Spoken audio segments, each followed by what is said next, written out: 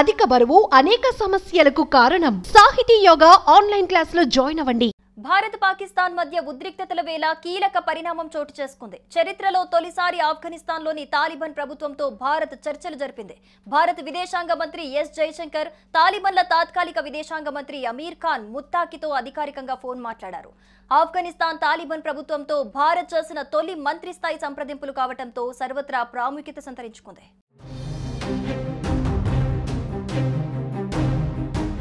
ఆఫ్ఘనిస్తాన్తో చర్చలను భారత విదేశీ వ్యవహారాల శాఖ మంత్రి ఎస్ జయశంకర్ వెల్లడించారు. ఆఫ్ఘాన్ తాత్కాలిక విదేశాంగ మంత్రి అమీర్ ఖాన్తో మంచి సంభాషణ జరిగిందని తెలిపారు. పహల్గాం ఉగ్ర దాడిని ఆయన ఖండించడం హర్షణీయమన్నారు.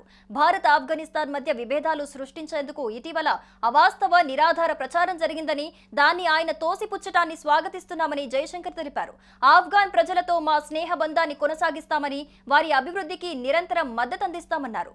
ఇరు దేశాల మధ్య పరస్పర సహకారాన్ని మరింత ముందుకు తీసుకెళ్లే అంశంపై మేం చర్చలు జరిపామని జయశంకర్ తన పోస్ట్ ద్వారా తెలిపారు.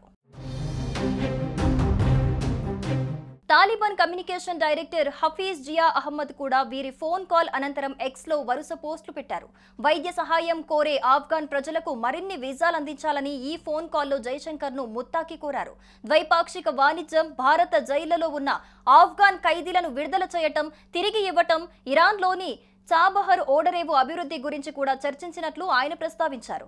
ఈ మేరకు తాలిబాన్ అధికారి కూడా పాస్టో భాషలో ఎక్స్ లో వరుస పోస్టులను పంచుకున్నారు. ఇందులో ఇద్దరు మంత్రుల మధ్య చర్చించిన విషయాలు ప్రస్తావించారు.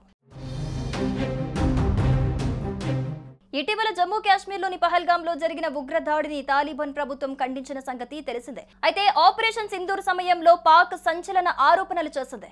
భారత్ ప్రయోగించిన ఓ క్షిపణి ఆఫ్ఘాన్ భూభాగంలో పడినట్లు తప్పుడు ప్రచారం చేసింది. దీన్ని కాబూల్ ఖండించింది. తమకు ఎలాంటి హాని జరగలేదని, అదంతా అవాస్తవమేనని తాలిబాన్ రక్షణ శాఖ ప్రతినిధి వెల్లడించారు. ఇక 2021 ఆగస్టులో ఆఫ్ఘాన్లో తాలిబాన్ పాలన ఏర్పడిన సంగతి తెలిసిందే. ఆ ప్రభుత్వాన్ని భారత్ అధికారికంగా గుర్తించినప్పటికీ దౌత్య సంబంధాలు మాత్రం కొనసాగిస్తోంది. ఈ ఏడాది జనవరిలో దుబాయ్ వేదికగా ఇరు దేశాల మధ్య ఉన్నత స్థాయి చర్చలు జరిగాయి. మరోవైపు ఆఫ్ఘాన్ లో all Qaeda, ISIS, Tehri Taliban, Pakistan వంటి ఉగ్ర మూఠల ఉనికిపై భారత్ ఆందోళన వ్యక్తం చేస్తూనే ఉంది. ఈ నేపథ్యంలోనే తాజాగా తాలిబాన్ మంత్రితో జయశంకర్ చర్చలు జరపడం తాజా పరిస్థితుల్లో ప్రాధాన్యం సంతరించుకుంది.